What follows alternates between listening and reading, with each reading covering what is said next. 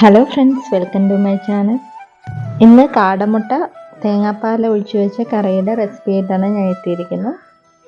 ഇത് തയ്യാറാക്കാൻ അടുപ്പിലേക്ക് പാൻ വെച്ച് ചൂടാവുമ്പോൾ വെളിച്ചെണ്ണ ഒഴിച്ചു കൊടുത്ത് കടുക് പൊട്ടിച്ചെടുക്കണം. ഇനി ഇതിലേക്ക് 1-2 ബേ ലീഫും കൂടി ആഡ് ചെയ്ത് കൊടുക്കുന്നുണ്ട്. ബേ ലീഫും ചേർത്ത് നന്നായിട്ടൊന്ന് മിക്സ് ചെയ്ത് കൊടുക്കണം.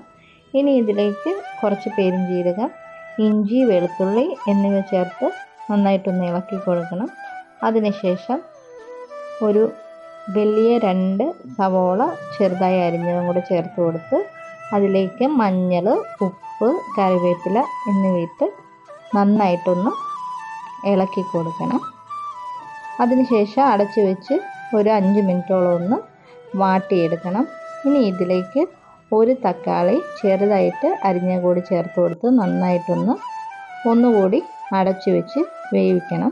ഈ തക്കാളിയൊക്കെ നന്നായിട്ടൊന്ന് പാടി കിട്ടുമ്പോൾ ഇതിലേക്ക് 2 ടേബിൾ സ്പൂൺ മുളക് പൊടിയും 1 table spoon garam masala, 1/2 table spoon മല്ലിപ്പൊടി എന്നിവ ചേർത്ത് നന്നായിട്ടൊന്ന് പച്ചമണം മാറുന്ന വരെ ഒന്ന് വഴറ്റിയെടുക്കണം.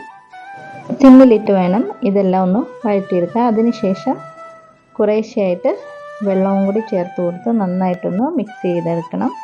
ഇനി പുഴുങ്ങി പൊളിച്ച് വെച്ച കാടമുട്ട കൂടി ചേർത്ത് കൊടുക്കാം.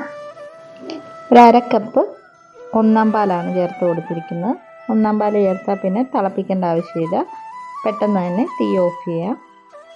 അപ്പോൾ ഇത്രയേ ഉള്ളൂ, സിമ്പിളായിട്ട് തന്നെ കാടമുട്ട കറി നമ്മൾ തയ്യാറാക്കി എടുത്തിട്ടുണ്ട്.